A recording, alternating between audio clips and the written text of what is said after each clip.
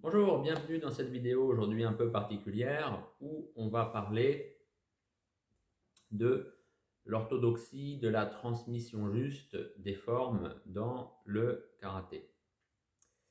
Alors, on peut dire que c'est un peu un vœu pieux puisque les écoles de karaté se targuent de transmettre ce qui a été enseigné par le maître ou par le disciple du maître ou par le disciple du maître si on est sur une échelle de temps plus longue. Mais en général, de toute façon, les écoles okinawanaises étant récentes, le maître, se situe, le maître fondateur bien sûr, se situe à 2 ou 3 générations maximum.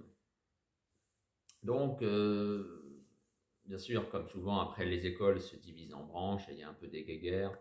Il y en a toujours un qui dit qu'il est plus fidèle à l'enseignement que l'autre, qu'il a vraiment le vrai enseignement, et qu'ainsi, preuve en est, il n'a pas changé la forme, souvent les katas, transmis par le fondateur. Alors, il faut savoir que c'est en fait un vœu pieux, puisque de toute façon, le karaté, les katas en particulier, puisqu'on parle de ça un peu, c'est de la culture immatérielle. Il n'existe pas en tant que tel. C'est pas un tableau, c'est pas un livre, c'est même pas une partition de musique. Un kata, il existe que parce qu'il y a un homme, un exécutant, qui le réalise. C'est pas comme un tableau que vous voyez accroché sur un mur qui a été peint une fois et puis ça bouge plus.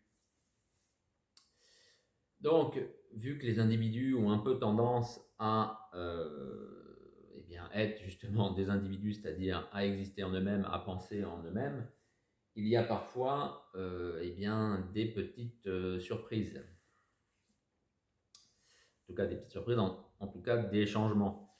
Euh, alors après, on nous dit que de toute façon, non, il n'y a pas eu de changement puisque c'était comme ça qu'on faisait il y a 100 ans, il y a 150 ans. Mais le problème, c'est qu'on n'en sait rien, que je viens de vous le dire, le kata, il existe que par l'homme qui le réalise. L'homme qui le réalise n'ayant pas 150 ou 200 ans, c'est difficile de savoir que ce qui se faisait en 1880, hein, c'est relativement proche, 1880, et 2021, eh bien, c'est la même chose. Voilà, mais c'est pareil également pour la danse, hein. La danse, pareil aussi, c'est de la culture immatérielle.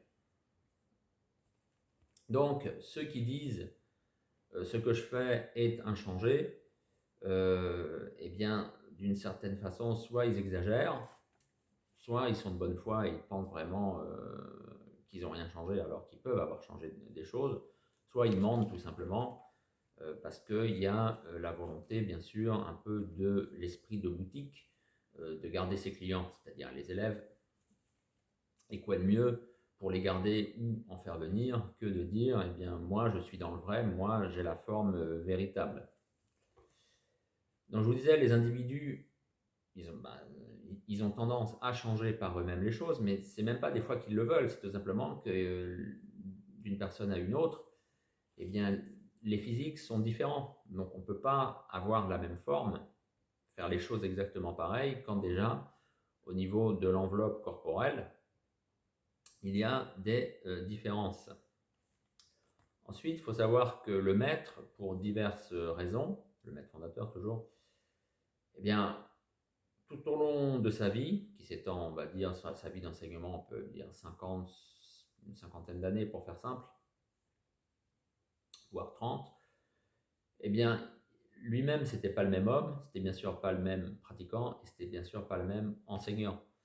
Donc, à titre d'exemple, si on prend par exemple Kyan Shotoku, qui est pourtant, on va dire, le fer de lance du Shurite, ce que j'appelle le Shurite classique, eh bien, ses disciples principaux qui furent par exemple Nagamine Shoshin, Shimabukuro Tatsuo, Nakazato Joen, eh bien, ces trois individus n'ont pas suivi Kian à la même période, et bien sûr, ils ont reçu un enseignement différent de Kian.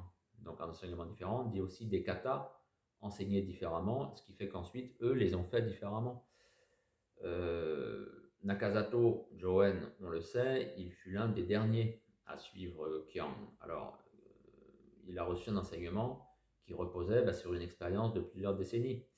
Nagamine, lui, c'était dans les années 30. C'était un peu avant, une dizaine d'années avant, on va dire. Euh, voilà, et tout est comme ça. Pareil, si on regarde du côté de l'école Goju, avec Miyagi Chojun, est-ce que Miyagi, dans les années 20, il enseignait la même chose à celui qui aurait dû être son successeur, Shinzato Jinhan, et ensuite, comme il l'enseignait à Miyazato Eiichi, un peu avant la guerre, et après, quand son enseignement a repris vers les années 1950, avant qu'il s'éteigne. Donc, c'est difficile, bien entendu. Ce qu'avait reçu Shinzato Jinhan et Miyazato Eiichi, c'est pas du tout, c'était sans doute pas, bien sûr, il y avait un fond, mais il y avait des variantes, il y avait des nuances. Et c'est tout à fait normal, on ne peut pas transmettre justement quelque chose, que je vous le dis, qui est du ressort de l'immatériel, de façon figée et de façon linéaire tout au long de sa vie. Donc parler d'orthodoxie, c'est fondamentalement difficile. Si cela vous intéresse, ces questions de transmission, j'ai fait un podcast là-dessus. Donc allez écouter mon podcast, je parle de ça pendant plusieurs dizaines de minutes.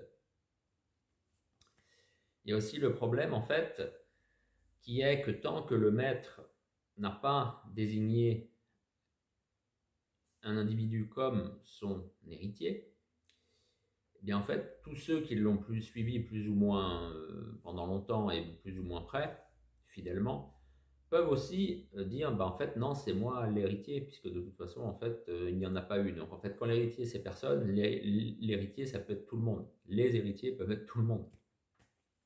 C'est toujours le problème. Donc c'est là que justement qu'il y a des soucis, qu'il y a des guerres un petit peu qui apparaissent. On le sait, Funakoshi n'avait jamais désigné un héritier à la fin de sa vie. Plus proche de nous, ceux qui connaissent le karaté français, Murakami Tetsuji du karaté Shotokai, c'est pareil, quand il est décédé en 1987, je crois, il n'avait pas désigné d'héritier, ce qui fait qu'en ce moment, le karaté qui se réclame de Murakami, en France, et même on peut dire dans les pays méditerranéens, Espagne, Italie, Portugal, on peut dire un peu qu'il y a des tensions entre les différents groupes, vu que quasiment chaque chef de groupe dit non, c'est moi l'héritier de Murakami. Il n'y a pas très longtemps, Harada Mitsusuke est décédé aussi, sans réellement désigner d'héritier ou d'héritière. Donc c'est pareil, est-ce que le groupe qu'il avait créé en Europe et qu'il avait gardé assez soudé va rester tel quel? Sans doute que non, puisqu'il y en a dans chaque pays, on va avoir des gens qui vont dire non, c'est moi qui a bien reçu comment est-ce qu'on faisait telle technique, c'est moi qui sais comment est-ce qu'on fait tel kata. Après, il y a des choses totalement inverses. Par exemple, pour le karaté uechi, donc le uechi-ryu, ou la shito-ryu, donc le karaté des mabuni, c'est différent puisque c'est un karaté qui se transmet vraiment de génération en génération dans la même famille. En ce moment, chez les uechi, on en est à la 4e génération. Chez les mabuni, on en est à la 3e. Donc, bien sûr, en ce moment, Uechi Sadanao pour l'Uechi-ryu, et je ne connais pas le nom du fils, du petit-fils de Kenwa, qui est en ce moment, donc qui a, on peut dire, la fonction de légataire de l'école, donc qui est Soke. Eux, ils peuvent dire je fais comme d'un côté mon grand-père faisait et l'autre comme mon arrière-grand-père faisait, vu que de toute façon ils ont le sang, ils ont la légitimité, ils s'occupent des tablettes mortuaires de la famille, donc jusqu'au maître fondateur, ils ont une légitimité comme ça. Donc ils peuvent dire la forme est inchangée. Voilà, donc c'était juste, retenez s'il y a quelque chose à retenir, qu'il est difficile de dire qu'il y avait une forme vraie par le passé, puisque déjà on ne sait pas quelle était cette forme, vu qu'il n'y a pas d'enregistrement. Et en plus que souvent, ceux qui disent de toute façon qu'ils sont dans la rectitude, dans la vérité, eh bien, ils n'ont pas de preuves en fait à fournir, ils n'ont que leur bonne foi, ou des fois leur mauvaise foi. Et c'est comme ça que, bien justement, il peut y avoir des errances, entre guillemets, en tout cas des erreurs, et que on se retrouve avec des conflits qui ne servent à rien et qui, au contraire, divisent l'école et qui sont réellement contre-productifs. Voilà, alors si toutes ces questions liées à la culture okinawanaise vous intéressent, par exemple, lisez Un clan d'Okinawa, les Tamanaha de Shuri. Si le karaté au XXe siècle vous intéresse, et encore plus qu'il est récemment, lisez Karaté et Kobudo à la source.